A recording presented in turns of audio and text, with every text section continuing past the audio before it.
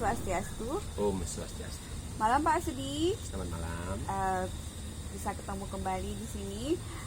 Bisa di-share nggak bagaimana Pak Sudi menangani keluarga dan perusahaan yang begitu banyak di masa pandemi ini, dan bagaimana pengaturan finansial Pak Sudi, sedangkan saat ini Pak Sudi masih bisa membangun dan bersosial, sedangkan juga kita tahu bahwa banyak orang yang kehilangan pekerjaan dan banyak perusahaan yang bangkrut. Nah, di sini saya ingin menanyakan bagaimana tips dan trik Pak Sudi dalam menghadapi situasi seperti ini, pandemi seperti ini maksud saya. Mungkin Bapak bisa share kepada kami.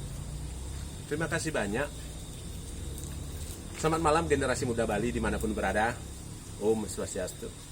Dan masyarakat Indonesia pada umumnya.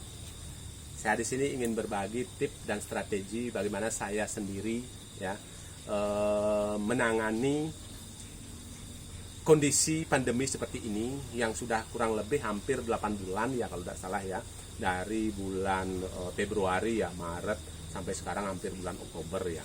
Itu seperti Ibu tadi bilang bahwa saya banyak ada perusahaan, sudah itu saling berkaitan satu sama lain, sudah itu menangani keluarga di sini juga ya, anak masih sekolah ya. Sudah itu saya masih bisa berdharma atau bersosial dan membangun ya beberapa villa ya. Kenapa saya bisa lakukan ini? Jadi menurut saya sendiri ya, pengalaman saya sendiri, ini yang ingin saya share kepada teman-teman semua, bahwa selama saya masih muda, karena saya terlahir dari keluarga yang kurang mampu ya, bapak dan ibu dari desa, ingin bercita-cita ingin memperbaiki generasi kita, generasi keluarga supaya lebih baik gitu. Contohnya orang tua saya adalah tamatan SD aja tidak tamat, sedangkan saya sudah bisa ditamatkan sampai tamatan SMA. Dan saya punya anak sekarang sudah saya sekolahkan di sekolah internasional. Apa artinya di sini adalah saya ingin meningkatkan generasi ke generasi. Begitu juga nantinya Bali ini generasinya saya harapkan membaik dan membaik. Indonesia juga begitu, membaik dan membaik begitu. Nah, semua orang mengharapkan begitu. Nah, apa yang terjadi? Ternyata impian itu kadang-kadang banyak ada hambatan. Contohnya adalah yang paling parah dalam hidup kita semua ini adalah pandemi ini. Yang tidak satu orang pun bisa menyangka bahwa ada pandemi seganas ini yang bisa menutup menutup perusahaan, banyak orang kehilangan pekerjaan. Sedangkan saya masih bisa berdana. Nah, strateginya begini. Selama saya bekerja di restoran, di hotel dan di kapal pesiar, dan sekarang menjadi pengusaha, contoh, saya memiliki uang 10, saya hanya pakai 6.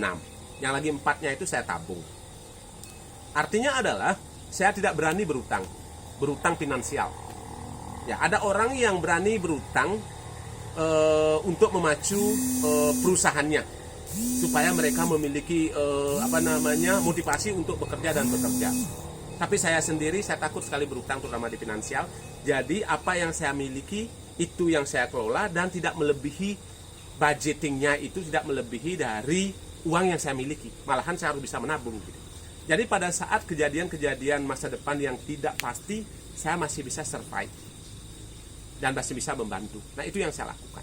Yang kedua adalah saya selalu bersyukur, punya rasa bersyukur, karena saya membilang ya, menurut jalannya saya, strategi saya membilang ya, supaya tidak ada orang nantinya saya dibilang sombong, show up dan segala macamnya itu. Nah, strategi saya adalah saya menghitung berapa sih pengeluaran hidup saya per hari, hidup saya sendiri per hari untuk makan. Kalau hidup saya sekarang adalah 45 tahun, berarti rencana saya hidupnya mau 90 tahun kalau Tuhan mengendaki ya, semoga ya.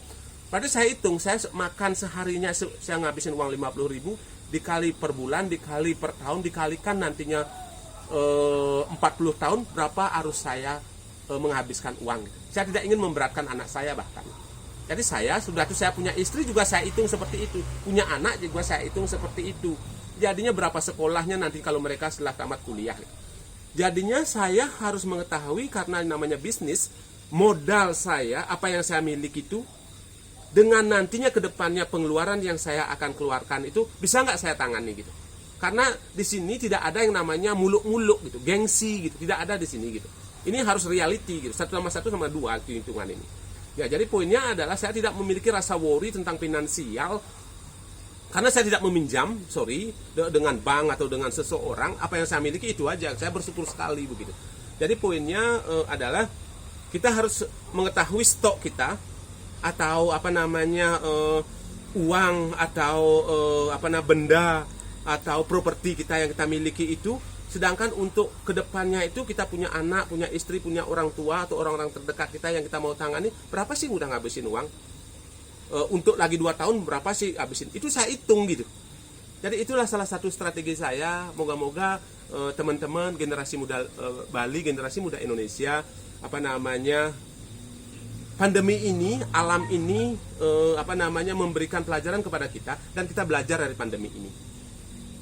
Yang kedua adalah yang paling penting saya share kepada generasi muda Bali, tolong jangan berpangku tangan, jangan hanya menyerah begitu saja, karena orang sukses itu tidak gampang menyerah. Yang kedua adalah selalu memiliki berpikir dan berkata yang positif gitu. Karena saya belajar filosofi adalah the secret, yaitu hal-hal kalau kita berpikir berkata positif, hal-hal positif akan datang ke tubuh kita. Karena pikiran kita ini adalah elektrik dan di dalam tubuh kita ini adalah 85% terbuat dari air. Jadi kalau pikiran kita ini adalah listrik dan ada air, di sana akan koneksinya sangat tarikannya sangat kuat begitu. Nah, berarti kalau Anda tidak bersyukur dan selalu mengeluh, sudah bilang tidak punya uang, bilang punya ada masalah gitu. Hal-hal begitulah yang datang di kehidupan Anda. Jadi lebih baik Anda bersyukur dan melihat ke belakang apa yang telah Anda miliki. Karena hidup ini memang masalah gitu sebenarnya. Jadi jangan tambah masalah lagi sehingga hidup Anda ini lebih ringan dan lakukan hari ini yang terbaik. Hari ini yang terbaik karena masa depan belum pasti. Ya, semoga apa yang saya share kepada teman-teman semua, kepada generasi muda Bali sangat berguna. Semoga kita bisa lolos dengan ujian alam ini dan pandemi ini bisa berlalu dengan cepat dan kita bisa selamat dan kembali beraktivitas dan bersinergi dengan keluarga, dengan tim, dengan masyarakat. Semoga kita bisa selamat. Dari Nyoman Sudiartawan, Care and Love. Om Santi Santi Santi Om.